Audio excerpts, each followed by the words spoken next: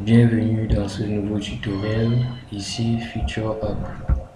Aujourd'hui, nous allons voir comment est-ce qu'on crée des cubes multidimensionnels, les projets multidimensionnels sous SSDT, SQL Server Data Tools. De même pour le cube. Et nous allons voir ensuite comment est-ce qu'on interroge un cube via un client Excel. Comme prérequis, juste pour ce que nous voulons faire, c'est-à-dire créer un cube et l'interroger via Excel, on aura besoin d'un moteur de base de données, c'est-à-dire de SQL Server moteur BD. Ça, c'est le service qui contiendra, dans lequel, ça c'est le service dans lequel on aura créé ou bien on créera notre data warehouse. On aura aussi besoin de SQL Server Analysis Services. C'est donc ce SQL Server Analysis Services qui nous permettra donc de créer notre cube, le fameux cube. Ensuite, on aura Management Basic. On aura besoin aussi d'installer Management Basic Tools. Bon, ça dépend. En anglais, c'est Management Basic Tools, mais vous pourrez aussi rencontrer outils de gestion de base. Donc, Management Basic Tools, lui, va nous permettre de gérer à la fois SQL Server moteur BD pour nous connecter à nos différentes bases de données, SQL Server Analysis Services pour nous connecter à nos différents projets SSAS ou bien à nos cubes de données. Et enfin, on aura besoin de SQL Server Data Tools. Ça, c'est celui qui va nous servir comme interface, ou alors c'est l'outil dans lequel on va créer nos projets multidimensionnels. Ensuite, Excel. Excel ici sera notre client. On utilisera Excel pour, euh, pour effectuer quelques opérations, ou alors pour interroger notre cube. Sans plus tarder, passons à la pratique. Donc, on va démarrer. On commence par, on a dit, pour avoir SQL Server moteur BD et SQL Analysis Services, c'est Management Studio Basic Tools qui nous permet de les gérer. Donc, au préalable, il faudra les installer celui-ci, celui-ci aussi et celui-ci. Sans oublier le quatrième. Donc, il faudrait avoir installé tous les quatre là. SQL Server moteur BD, SQL Server Analysis Services, Management Basic Tools et SQL Server Data Tools. Donc on a dit MS Office Excel, ça sera pour manipuler pour interroger notre cube. Voilà. Donc, on va commencer par lancer Management Basic Tools.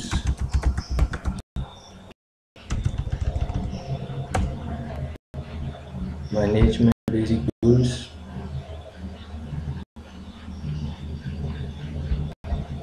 Et en même temps, on lance aussi SQL Server Tools. Okay.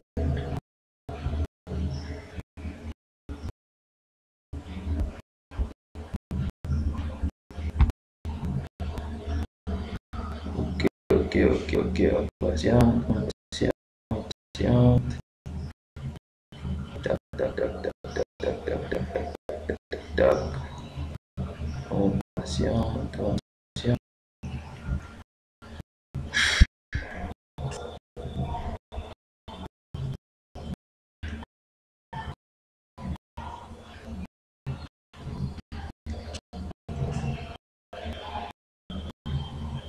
Ok, là, SSD il est lancé, SQL Data Tools il est lancé.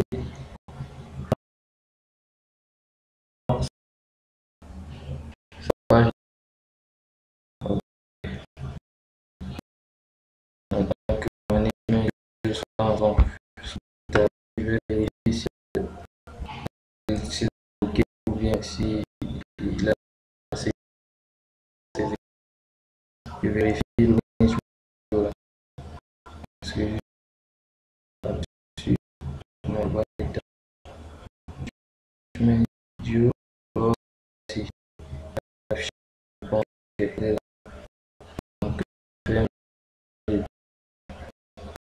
vais aussi refaire que le programme, vous pouvez c'est l'interface de SQL Server Studio. Donc là, on a Management Studio. Management Studio, on peut se connecter à un serveur. On choisit le type de serveur, c'est-à-dire est-ce qu'on veut se connecter à un moteur de base de données ou alors est-ce qu'on veut se connecter à un SSAS, c'est-à-dire un SQL Server Analysis Services. Là, il me fait tout les plans, je sais pas pourquoi. Ok. Donc, pendant qu'il tourne là, donc, ou par exemple voir nos différentes bases de données, c'est-à-dire des bases de données relationnelles ou alors nos bases de données, nos data warehouse, il nous faudra nous connecter à notre moteur de base de données. On clique sur Connect et puis on patiente. Tic, tic, tic, tic, tic, tic, tic, tic, tic, tic, tic, tic, tic. Il est connecté. Du coup là, on a nos différentes bases de données. On a base de données système instantané de bases de données et puis ça ce sont les bases de données utilisateurs comme Data Warehouse et Northwind là. Donc celui qu'on va utiliser c'est Data Warehouse. Data Warehouse c'est donc notre Data Warehouse. C'est vrai que le nom on aurait pu le changer mais c'est mon Data Warehouse que j'ai construit en utilisant la base de données de Northwind. Donc j'utilise Northwind. À partir de Northwind je construis mon Data Warehouse. C'est quoi déjà un data warehouse? Un data warehouse, c'est une collection de données orientées sujet, intégrées, non volatiles et historisées. Quand je dis intégré, qu'est-ce que ça veut dire? Ça veut dire les données sont homogénéisées, non volatiles. Les données sont modifiées par l'utilisateur quand il se connecte. Historisées. À tout instant, on peut situer la donnée dans le temps. Donc c'est ça le rôle du Data Warehouse. Ne vous fiez pas à Data Warehouse. Là, ce n'est qu'un nom. Ce n'est que le nom de la BD. On aurait pu l'appeler Test Future App ou quoi que ce soit. Là, ce n'est que la base de données. Donc on va essayer de l'explorer déjà pour voir ce qu'il contient. La base de données, ce qu'elle contient. On a là des tables. Donc là, dans notre data warehouse, on va considérer que là, on aura une table, on a une table de fait, la table vente, et le reste là sont des tables de dimensions. Donc, data warehouse, c'est orienté sujet. On a des faits et des dimensions. Un fait peut être quoi? Ça peut être une vente, ça peut être les dépenses journalières, ça peut être beaucoup de choses. Donc, un fait, c'est une action qui se réalise. Donc, les dimensions, c'est tout ce qu'on peut utiliser pour pouvoir, c'est tout ce qu'on peut joindre pour pouvoir tout ce qui est lié à un fait. C'est-à-dire, il s'est produit une vente. La vente, elle a eu lieu quand? Là, quand est-ce que la vente a eu lieu? Ça fait référence à la table de dimension date.com. Qui a effectué cette vente? Ça fait référence à la dimension employé. Quels sont les produits qui ont été vendus? Ça fait référence à la dimension produit. Qui est le client? Quels sont les clients qui ont acheté ces produits? Ça fait référence à la dimension customer. Donc, on a une table de faits et des tables de dimensions qui sont liées à ce fait-là, qui concourent à ce fait-là. Ok. Passons sans plus tarder à... Bon, avant de passer à notre SQL Server, avant de passer à notre SQL Server Data Tools que voici, regardons aussi bon, laissons-le déjà d'abord là, pour le moment c'est bon. Donc on a dit, on a notre Data Warehouse qui contient une table de faits et des tables de dimensions et 4 tables de dimensions. Ok. Passons donc à SQL Server Data Tools. Ça, c'est notre SQL Data Tools. Donc, on a dit, sans s'égarer, on a dit, on va voir comment créer un projet multidimensionnel SQL Server Data Tools, bon, en moins de 5 minutes, ok. Le timing, il est bon. Bon, pour créer un projet multidimensionnel, on va dans l'onglet Fichier, ensuite Nouveau, ensuite Projet ou Solution. Qu'est-ce que j'ai fait? Apparemment, j'ai dit Ouvrir. Donc, Fichier, j'ai dit Ouvrir.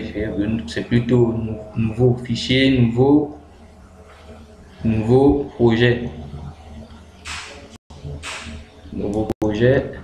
Ensuite, on va choisir dans les types de projets, on va prendre Analysis Services. Donc dans Analysis Services, on a multidimensional et on a tabular. Donc ce qu'on va faire, c'est qu'on va prendre multidimensionnel en français. Donc multidimensionnel, et là on sélectionne projet multidimensionnel. Là, spécifions le nom du projet. Donc on va appeler notre projet multidimensionnel Future App Test. Future App Test. Ok. Donc ensuite on sélectionne le projet, le type de projet, le sous-type du type du projet. Ensuite on valide. Il va donc nous créer notre projet.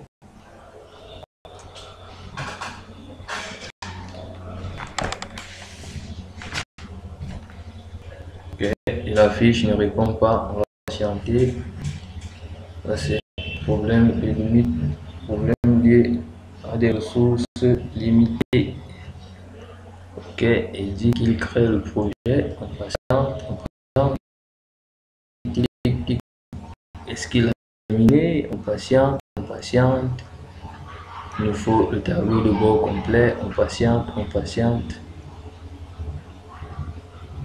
Je crois qu'il a terminé. Ok. Ou bien, il travaille encore.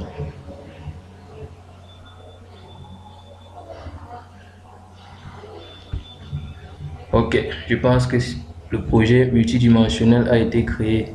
Donc là, on a data source dans l'arborescence du projet SS, du projet multidimensionnel. On a le nom de la solution, on a les sources de données, on a les vues dans les sources de données, on a les cubes, les dimensions, et le reste là, c'est donc comme je le disais tantôt, on a la data source, on a data source view, on a les cubes, les dimensions, et le reste là, ça c'est tout ce qui est contenu dans notre projet multidimensionnel. Ce qu'on va faire par la suite, c'est créer donc associer donc une source de données à notre projet multidimensionnel. Donc on fait un clic droit dessus sur data source, sous nouvelle source de données. Ensuite on fait next, on dit create a data source based on another object, create a data source on an existing or new connection. On va prendre le deuxième et puis on dit new. Là, pour créer la source de données, ça suppose donc que dans notre Management Studio là, on a notre dans notre Management Studio, notre SQL, notre moteur de base de données est connecté. Parce que s'il ne l'est pas, on risque de se confronter à des difficultés à ce niveau-là. Donc là, on l'a bien connecté. On va revenir. Et puis là, il dit quel est le nom du serveur. On clique sur la flèche. Quand on clique sur la flèche, qu'il essaye de récupérer les serveurs qui sont sur notre moteur de BD qui est ici. Il cherche les serveurs qui sont sur notre moteur de base de données que voici. Il cherche. Et quand il l'aura trouvé, il nous les proposera. Ok, il a trouvé user, on le prend. Il a trouvé qu'il y a un user, il y a un serveur user qui est actif. un nom de serveur user qui est actif dans le moteur de BD, de base de données. Ensuite, on va sélectionner la base de données. Là, il charge. Donc, les noms de base de données qui sont ici, si vous remarquez bien, ce sont les mêmes qui sont dans notre moteur de base de données. Donc, dans base de données, là, on a bel et bien base de données système, instantané de base de données, data warehouse, Node-RED, report server, temp BD. Donc, c'est exactement les mêmes. Donc là, on va sélectionner notre data warehouse. Data warehouse, vu que c'est data warehouse qui contient notre data warehouse. Data warehouse n'est qu'un nom de base de données et il contient notre data warehouse en fait. Donc on clique sur OK.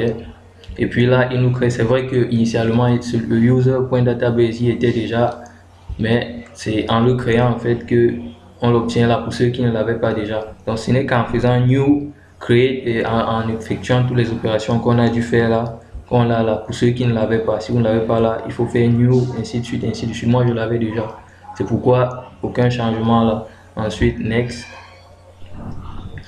Maintenant on a impersonation information. Là on doit donc spécifier le username et le password pour se connecter au moteur de base de données, que voici. Notre moteur de base de données, le voici, c'est user. On est connecté dans le moteur de base de données à la base de données user. Donc si on revient encore revenons là, on va encore lui dire connecter. Donc on va réeffectuer l'opération pour voir certaines choses. Donc là par exemple, on est au niveau de notre moteur de base de données, comme vous voyez là, moteur de BD, nom du serveur user, authentification, ça c'est, on a choisi l'authentification de Windows. Et vous voyez bien là que le nom du utilisateur c'est user/compact PC. Et puis là, le mot de passe il est vide. Le mot d'authentification Windows, ça suppose que lorsqu'on entrera le nom du utilisateur, Windows nous demandera automatiquement d'entrer le mot de passe. Donc, il faudra s'authentifier avec le mot de passe de Windows pour pouvoir accéder aux données qui sont dans notre data warehouse. OK. Donc, on va spécifier là, une astuce c'est de venir là pour ne pas se tromper de nom. On vient dans ce PC, on sélectionne le disque qui contient notre système. Ensuite, on va chercher user, utilisateur. Ensuite, nom du PC, chez moi c'est compact PC. Ensuite, je vais le copier, je le copie. Et puis, je le mets là. Et puis, je supprime tout le reste. Je ne laisse que un point là, point slash anti-slash compact PC, mot de passe pour me connecter à ma machine, pour me connecter à mon PC, mot de passe qu'on me demande lorsque j'essaye de me connecter à mon PC. OK, cette étape-ci est primordiale. Il y a beaucoup d'erreurs qui sont liées, beaucoup d'erreurs qui se génèrent juste à cause de cette étape-là. Si vous la manquez, vous risquez d'avoir des problèmes de JDBC, problèmes de connexion, problèmes d'accès à votre base de données qui se trouve au niveau de votre, problème d'accès à votre source de données qui se trouve au niveau de votre data warehouse dans le moteur de gestion de base de données. Ensuite, on fait next. Et enfin, ça c'est le nom de la source de données. Enfin, finish.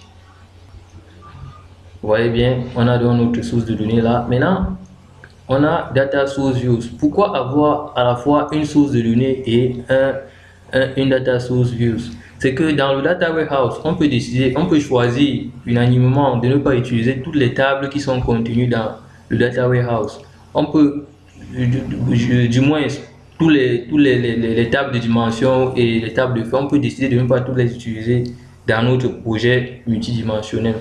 Ce qu'on fait donc, c'est qu'on va donc aller dans les sources de données et on récupère uniquement les tables de dimension et les tables de fait qui nous intéressent. C'est pourquoi data source views.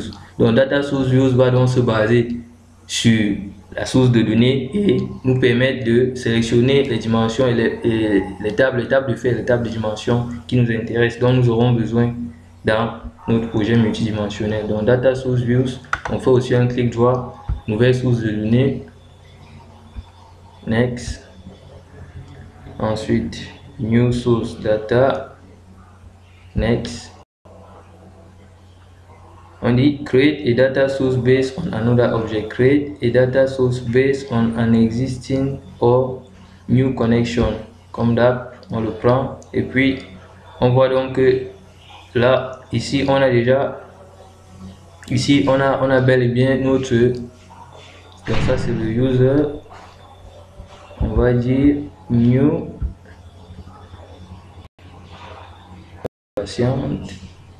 Donc ça, ici, ça suppose que hormis celui-ci, hormis notre data source là, on voudrait créer une vue de données à partir d'autres données hormis celles qui sont contenues dans nos sources de données ici. Donc ça veut dire on voudrait faire à partir d'une nouvelle connexion, refaire la même, utiliser les données qui sont sur notre base de données.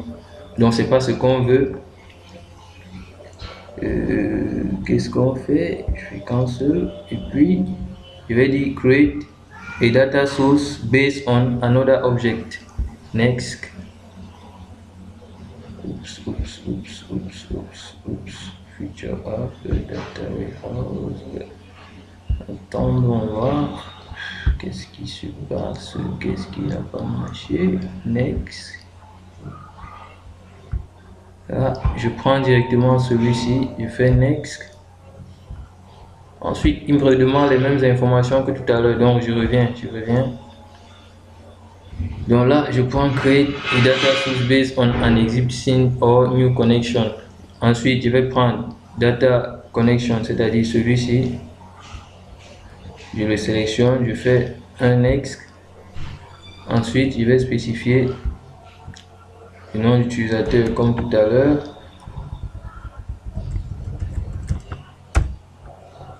Mot de passe. Et ensuite, next. Data source name. Finish. C'est vrai que c'était quand même assez flou. Donc là, on vient de faire un truc de pas très bien, pas très cool. C'était très bizarre parce que là, on vient de créer encore une nouvelle source de données. C'est ce qui était un peu flou. Donc je la supprime. J'ai demandé à la supprimer.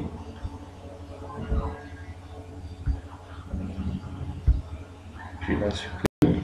Ok, j'ai dit on clique sur data source views. Là on était encore sur data source, on va sur data source views, nouvelle vue de source de données. Voilà, next. Relational data source. Donc on va créer donc, bon, je me suis trompé tout à l'heure, vous m'excusez s'il vous plaît.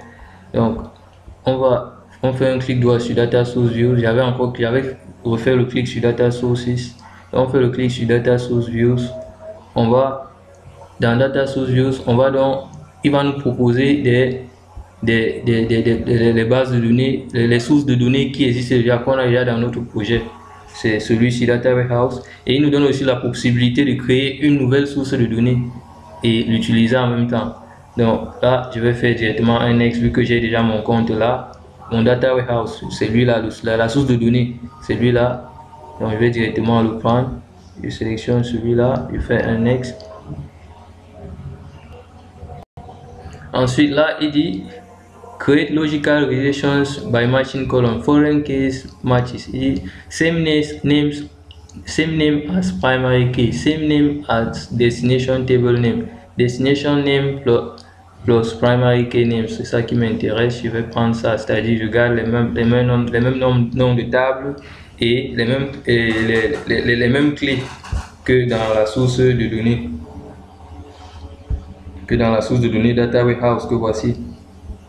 Ensuite là, il me dit voici les objets qui sont disponibles dans ma source de données data warehouse que voici. Ça c'est ma source de données. Il me dit voici les objets qui sont disponibles. Donc là, il me demande, là j'ai donc la possibilité d'inclure les nouveaux objets et d'inclure donc les tables de feuilles, les tables de dimensions dont j'ai besoin, donc exclusivement ceux dont j'ai besoin dans mon projet, dans mon projet multidimensionnel ou bien dans mon cube que je vais créer plus tard. Donc là, je vais donc, vu que j'ai besoin de toutes toutes ces tables, je vais prendre. Donc là, on voit qu'on peut les sélectionner un à un, comme on peut aussi tous les sélectionner d'un coup. Donc, je fais, après avoir sélectionné, donc là j'ai tout pris. On aurait pu, il peut arriver qu'on ait des bases de données qui sont très grandes, très volumineuses, et des data warehouse qui soient très volumineux avec beaucoup de tables de fait, et qu'on décide de ne pas utiliser toutes les tables de fait. Là, on aurait juste choisi les tables de fait des dimensions qui nous intéressent et on les aurait utilisées là. Donc, ensuite, je fais, après avoir choisi ce qui m'intéresse, je fais un next. Ensuite, je fais un finish.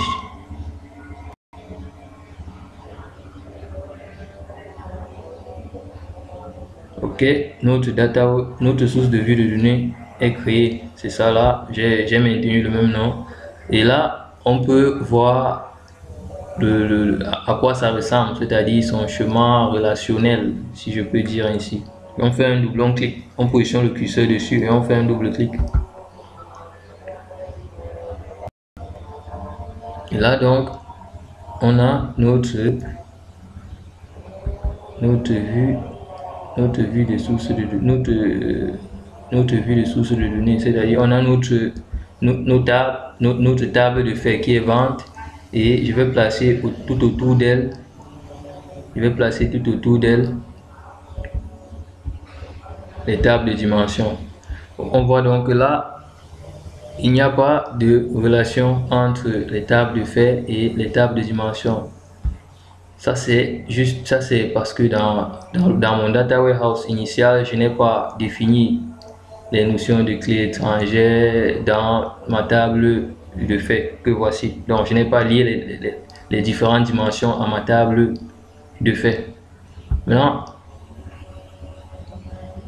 SQL Server Data Tools nous permet de nous rattraper. Donc on peut avoir fait des erreurs, c'est-à-dire avoir omis de définir des clés primaires, bon là c'est pas une clé primaire, là c'est une clé de substitution. On peut avoir omis de définir une clé primaire ou bien de substitution, peu importe. Et puis SQL Server Data Tools nous permet donc de nous rattraper. Il nous permet de nous rattraper comment? Donc, comme par exemple là, il n'y a pas de relation qui lie mes tables de dimension à ma table de fait, Je peux donc me rattraper en créant donc les différentes relations entre ma table de fait et les relations clés et table de dimension. Donc là, je vois par exemple code product. Code product, c'est la clé étrangère de produit. Donc, je vais donc créer une relation entre code product et product code que voici. Donc, je vais donc dire code product si c'est la clé étrangère de product. Donc, je vais donc lier code product à product. Ça, c'est au cas où on ne l'avait pas fait, on n'avait pas défini nos relations on n'avait pas défini nos foreign keys dans notre moteur de base de données. Là, on peut se rattraper. Donc, je vais le faire. On le fait ensemble. On fait un clic droit sur. Ouais, remarquez bien, je sélectionne code product, je fais un clic droit dessus, je dis nouvelle rédaction. Ensuite là, voici la table de départ qui est vente, table de destination qui est customers. Customers, on a dit on commençait par product, donc je vais prendre la product. Et puis là, ça c'est code product que j'avais sélectionné, là. Là, je fais un clic dans l'espace là. Remarquez bien, c'est en faisant un clic dans cet espace que j'ai eu possibilité d'avoir cette flèche de sélection là. Ensuite, je fais un clic dessus. Je vais récupérer product code, c'est-à-dire celui-ci, product code.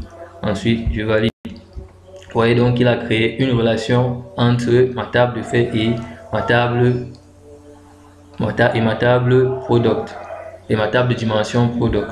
Donc je vais faire de même pour le reste, c'est-à-dire code customer, c'est la clé étrangère de customer. Donc je fais de même pour code customer, nouvelle relation. Oui, customer, c'est bon. Je clique là, remarquez bien, je clique là. Ensuite, customer code. Ensuite, je valide. OK. Ensuite, là c'est employé code. Là c'est code employé. Ça c'est parce que je n'avais pas défini de relation de clé étrangère dans ma table, dans mon data warehouse. Ensuite, nouvelle relation. Là, je vais prendre, là c'est code employé, je vais prendre employees. Je fais un clic là, ensuite un autre, employee code, ensuite OK. Là, je vais prendre code employé. Là, il reste date de commande. OK, je vais prendre code de date, le voici, nouvelle relation. Ensuite, je prends comme destination la table date. Ensuite, je prends date code. OK. Donc, je viens donc de définir la relation dans les relations entre mes différentes tables dans mon data, dans ma source de données, dans la vue de ma source de données, ou alors dans ma source de données ici, je peux le dire par vue de langage. Donc, vous venez donc de voir que initialement, on n'avait pas. OK, donc on vient de voir donc que dans notre data warehouse ou bien dans notre base de données, on avait omis de faire certaines choses. On avait omis de créer, qu'est-ce que je dis? On avait omis de créer des clés étrangères dans nos sources de données. On avait omis de créer des clés étrangères dans notre base de données. Et puis vous voyez donc en créant notre projet multidimensionnel, on s'est rattrapé. Et on a donc créé ces relations-là. Donc, on va continuer donc avec la création du cube. Donc, pour créer le cube, donc où est-ce qu'on en est déjà? Créer cube en utilisant SSAS, donc SQL Server Analysis Services. Donc, on continue. Donc, pour créer le cube, on fait un clic droit, nouveau cube, ensuite next, use existing tables, next. Ensuite, on dit sélectionner les tables de mesure. Seule table de mesure, c'est bon là, c'est par rapport à la table à la source, à la vue de données, c'est-à-dire aux tables qu'on a sélectionnées ici sous Data Source View, c'est celui-là. Donc on peut aussi avoir plusieurs vues de sources de données, comme on peut aussi avoir plusieurs data sources de données. On peut avoir plusieurs sources de données. On peut même avoir une seule source de données et plusieurs vues de sources de données. Donc la data warehouse, je fais un next. Là, par défaut, vous voyez que on a, si vous remarquez bien, dans notre table vente, on a vente, code. Ensuite, on a unit price pour les mesures. On a unit price, on a quantity, on a discount. Vous voyez donc ici, il y a une autre mesure qui s'ajoute. Donc, par défaut, il y a une mesure qui s'ajoute. Laquelle c'est, qui a remarqué, c'est vente camp. Donc, c'est vente camp là qui s'ajoute. On peut l'enlever comme on peut la laisser. Donc, je propose qu'on la laisse d'abord. Next. Ensuite, là, on a nos tables de dimension, produit, customer, ainsi de suite. On fait next. Ensuite, finished. Là, on vient de créer le cube et en même temps de créer nos tables de dimension que voici. Et puis, vous voyez là, à gauche, là, vous voyez que le cube s'est affiché. On a nos tables de dimension. On a nos tables de dimension, produit, employé, date de commande et client. Et au centre, on a notre table de fait. En fait, ça c'est un modèle en étoile. Modèle en étoile, pourquoi? Parce que on a une seule table de fait et des tables de dimension qui lui sont reliées. Et aussi, on n'a pas de relation entre les tables de dimension. C'est pourquoi là, on parle de modèle en étoile. Donc, on a une seule table de fait et des tables de dimension qui sont reliées à cette table de fait. et il n'y a pas de relation, il n'y a aucune relation entre les tables de dimension. Aussi, l'un des avantages de ce modèle en étoile, c'est quoi? C'est que les requêtes sont plus optimisées. On n'a plus besoin de faire des jointures vu qu'on n'a pas de relation entre les dimensions, donc plus besoin de faire des jointures complexes. Du coup, les requêtes sont plus optimisées, sont plus simples, je veux dire. Donc, sans plus tarder, on va aller explorer le contenu de nos dimensions. Donc, vous voyez que là, dans l'onglet des dimensions, on a nos 4 dimensions là: produit, customer, employé et datecom. Donc, à travers ceci, on peut les designer, on peut les paramétrer autant pour moi. Donc, je vais prendre par exemple produit, product, la dimension product. Je fais un double-clic dessus et vous voyez à gauche, on a product.dim design. Donc là, on la design comme je disais tantôt, et là, on a product code. Donc vous voyez par défaut là, il ne laisse que la clé. Donc on va donc lui dire, on a besoin de cette clé là. Aussi, on a besoin de d'autres attributs, comme par exemple le nom du produit, ensuite sa catégorie. Donc pour le moment, on se limite à ces deux là, à ces trois là: le code, le product code, ensuite le product name et la catégorie. Ensuite, on va créer la banque. Comment est-ce que je peux l'aborder maintenant? Bon, allons-y. On crée la hiérarchie. Donc pour créer la hiérarchie, on va faire un glisser-déposer. Donc on commence par le niveau de granularité le plus haut. Le niveau de granularité le plus haut ici, c'est la catégorie, ce nom de la catégorie. Donc je vais prendre le nom de la catégorie, je le place à l'en-tête. Ensuite je prends le nom de produit, je fais un glisser-déposer, je le place là. Donc on voit bien que catégorie, le nom de catégorie, la catégorie est A. Donc où est-ce qu'on était? On en était déjà. On a créé la hiérarchie et puis on va la renommer. On fait un clic dessus, je fais un deuxième clic et puis je la renomme. Je vais l'appeler H product, ou dire hiérarchie produit, H product. Ensuite je vais prendre customer, je vais prendre la dimension customer, je vais faire de même, je vais prendre la customer, je prends l'adresse, donc je n'ai pas sélectionné, je fais un clic dessus, je sélectionne, je prends l'adresse, je prends la région, je prends le pays,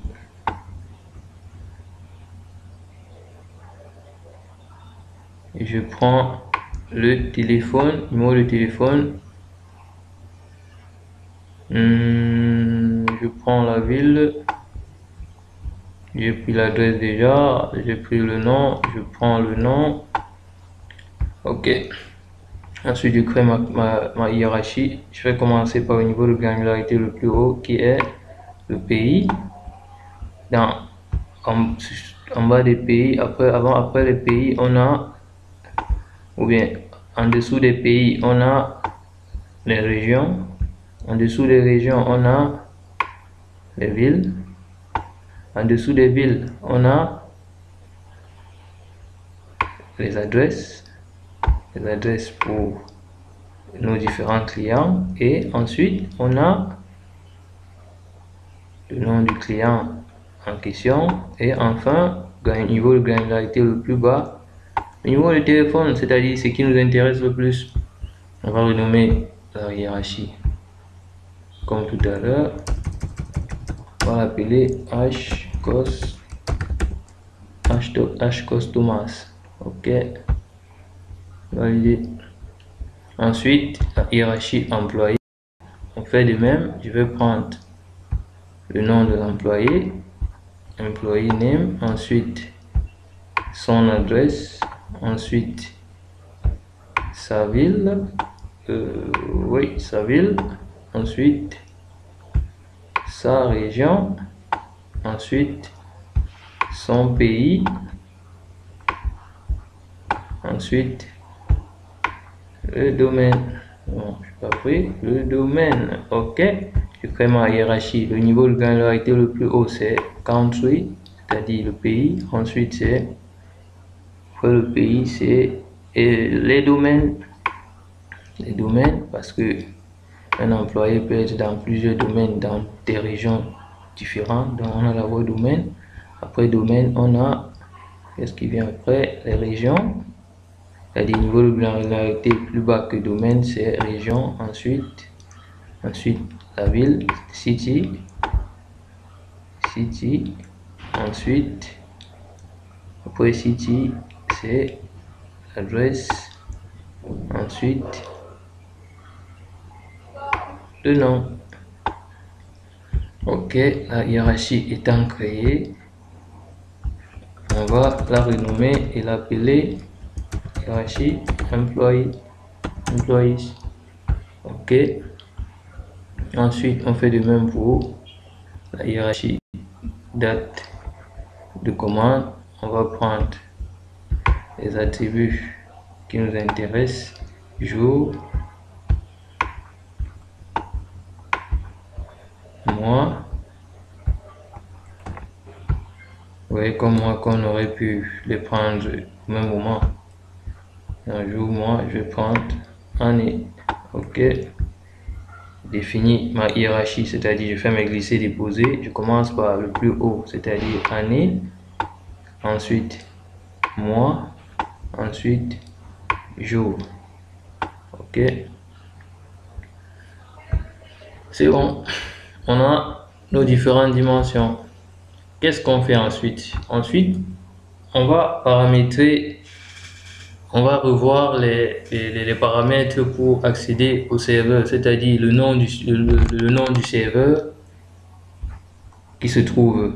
C'est-à-dire, on va s'assurer d'abord que le nom du serveur c'est user, le nom du serveur au niveau pour nous, le nom du serveur sur lequel notre projet multidimensionnel se connecte pour récupérer les données de la base de données du data warehouse, c'est user. Ensuite, on va vérifier les informations de connexion à la base de données, de connexion à ce serveur. Donc, on y va de suite. Donc, on va faire un clic droit sur le nom du projet. Ensuite, on descend, propriété. Ensuite, on va sur déploiement. Vous voyez là que le serveur c'est localhost par défaut. Or, notre serveur ici c'est user. Donc, le nom du serveur qui est là, remarquez-le bien, c'est user. Donc, c'est le même user qu'on viendra remettre là. Donc, on fait un clic là, on enlève localhost et puis on le remplace par user. Ensuite, on valide OK.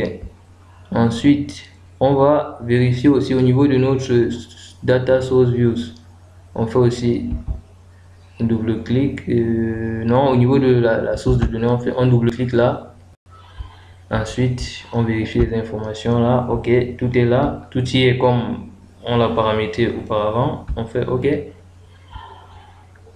Ensuite, on va aller démarrer le serveur SSAS. Donc, connecter.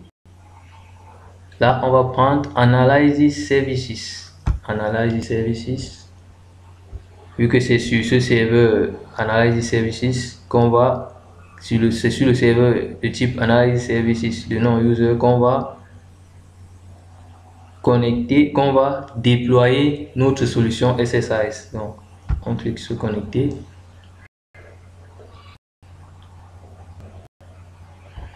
OK.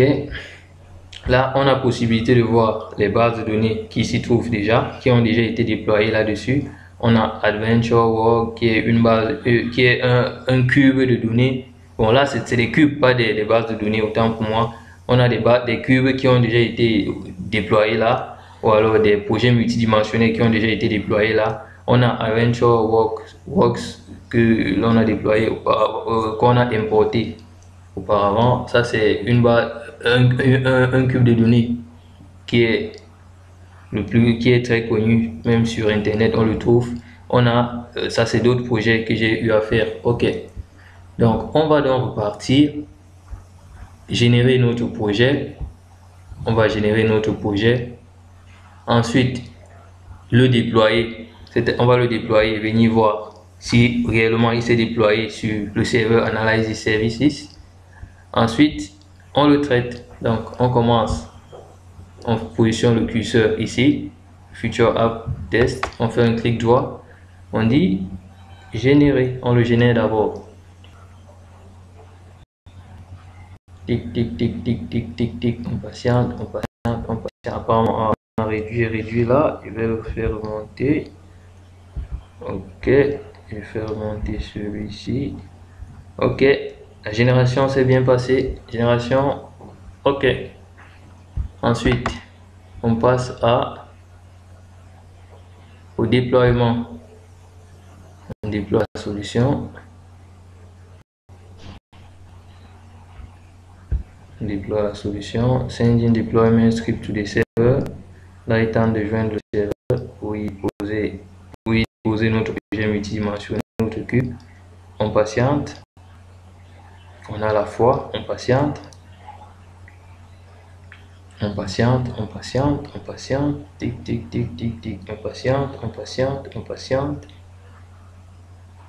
On patiente, on patiente. On patiente. Il travaille. OK, c'est fait. Bon, entre-temps, là, celui-ci bosse toujours. On attend. C'est lui le grand boss. On peut rien faire si c'est que lui bosse là. OK, génération réussi. Déploiement réussi. Là, on va essayer de traiter notre cube, notre projet, notre solution, autant pour moi. Ensuite, on clique sur Run. Donc, je reprends. Clic droit. Traiter. Ensuite, Run. On patiente. On voit là qu'il est en train de travailler. Il travaille. Il est pris.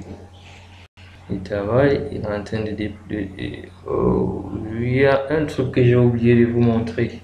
Donc, pendant qu'il fait son travail là, on va aller regarder dans SSIS. Donc, ça, c'est le moteur de SSIS. Donc là, on va l'actualiser. On va actualiser les bases de données ici pour pouvoir voir notre solution. Vu qu'on l'a déployé auparavant, on va l'actualiser. Lui aussi, il va planter. OK. Et puis, on cherche Future App Test. Donc, voici notre fameuse solution. Voici notre cube. Voici nos différentes dimensions. Donc, vous voyez donc qu'il y a, si vous avez remarqué, après déploiement, on doit automatiquement avoir celui-ci ici. On doit automatiquement avoir notre solution ou alors notre projet multidimensionnel au niveau des bases de données de SSIS, pour faire par SSIS, SQL Server Analysis Services. Donc, Future App, ça veut dire notre déploiement. Tout à l'heure, il s'est bien passé, il nous l'a affiché dans SQL Server Data Tools.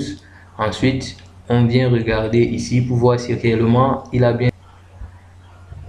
Donc, on y est, on a Future App Test. Ensuite, on va aller regarder où est-ce que notre le traitement de notre cube, de notre projet multidimensionnel se trouve. On voit donc qu'il a fini de traiter du process succeeded. Donc il avait bien fini. On ferme. Donc pour que on revoit ensemble tout ce qui s'est passé, toutes les étapes qui ont eu lieu, on va le refaire. Vu qu'on était distrait pour le déploiement, on repart run, puis on patiente. On va voir qu'il va traiter tous les attributs, tous les attributs dans les dimensions et toutes les mesures dans la table de fait. OK. Donc on patiente, l'écriture, génération, on patiente, on patiente, on patiente. Donc, généralement, vous aurez des erreurs ici. Et ces erreurs-là seront probablement liées à... ces erreurs seront probablement des erreurs du type JDBC ou alors du type connexion à la base de données qui se trouve ici. Donc, vous aurez des problèmes, genre le serveur ne parvient pas, ça, des problèmes liés à la connexion à ces deux services-là. Donc, pour résoudre ces problèmes, d'habitude, le problème le plus fréquent, c'est le problème de JDBC. Pour le résoudre, c'est très simple. Je pense que c'est bien réglé. Je pense que c'est bien régler bien régler les informations de connexion. Donc, au cas où vous avez une erreur, vous faites un double clic là, vous revenez sur Impersonation Information là, et puis vous vérifiez les paramètres là.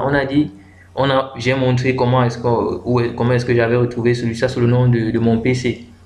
Ensuite là, c'est mon mot de passe pour me connecter à mon ordinateur. Ce que j'avais dit. Donc, si vous avez des erreurs, genre ODBC et tout le reste, ça sera lié à ça.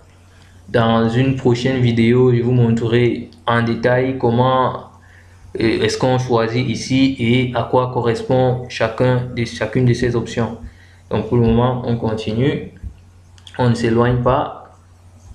Donc où est-ce qu'on en est au niveau de nos objectifs? Donc on a créé le cube et on l'a déployé. Ok. On dit interroger, la phrase suivante c'est interroger notre cube via un client Excel. Donc on a créé le cube, là c'est la source de données, là on double-clique pour voir à quoi ressemble notre cube, là ce sont nos dimensions, customer, employé, date, là le cube, là la source de données. Ensuite on va donc essayer de voir essayer de parcourir notre cube à travers un client, en utilisant un client Excel. Avant cela, il peut arriver qu'on ait besoin de créer des membres calculés. On va en créer un très rapidement. On va l'appeler, vu que là dans la table de mesure on a prix unitaire, ici, on a prix unitaire, on a la quantité et on a le discount. Discount ici c'est la remise, voilà. Et la remise ici, on l'a stocké dans la source de données, on l'a enregistré comme un nombre décimal, un nombre à virgule flottant, à virgule flottante. Donc on va donc créer un membre calculé ici qui sera en fait le montant perçu. Donc le montant perçu par l'employé. Donc ça sera prix unitaire multiplié par la quantité et l'on va soustraire à prix unitaire fois quantité fois discount, vu que discount c'était un pourcentage et l'on l'a enregistré en virgule avec on l'a stocké comme un nombre décimal. Donc on va donc faire un clic droit quelque part là à l'intérieur, clic droit, on va lui dire qu'est-ce qu'on veut. On veut un membre calculé. Où est-ce qu'il nous le propose? Nouvelle requête nommée, non, recherche, où est-ce qu'il nous le propose? J'essaye dans le vide là, et puis je vois rien. Je remonte là, au niveau de vente. Donc on place le curseur au-dessus de la table de fait là, où est mentionné le nom de la table de fait, et puis on choisit nouveau calcul nommé. Donc column name, comment est-ce qu'on va l'appeler? Je vais l'appeler montant perçu, donc je vais l'appeler perceived. Description, je vais dire qu'est-ce qu'il contient. Je vais dire il contient le montant perçu par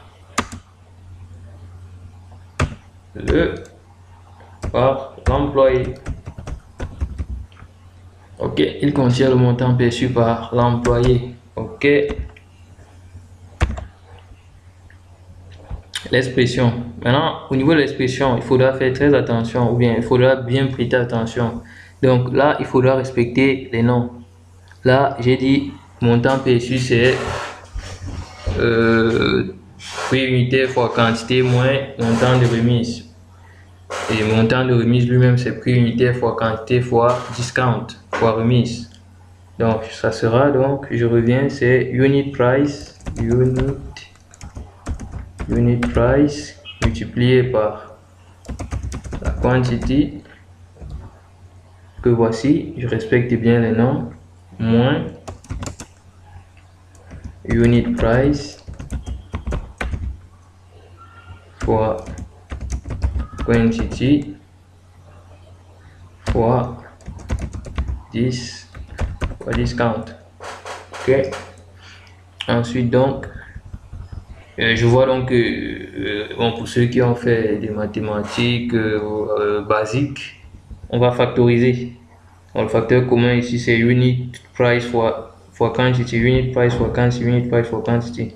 Donc je peux enlever tout ceci et puis là je mets fois entre parenthèses 1 moins le discount. Il faudra bien prêter attention. Si vous ne mettez pas fois là, il dira qu'il y a erreur. Donc je valide.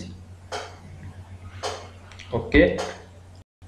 Et puis là, vous voyez mon membre calculé perceived.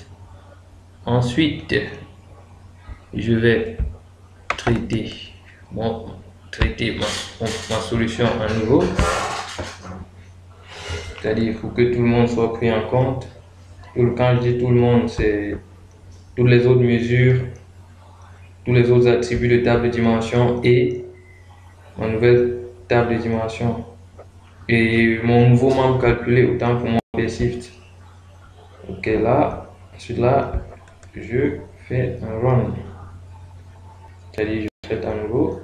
Patient.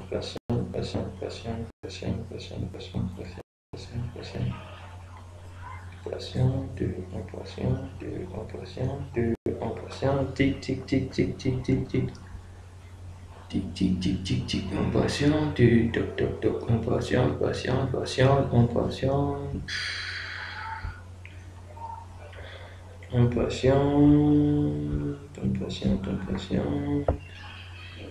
L'étude des données de la table de la partition va être terminée. On patiente.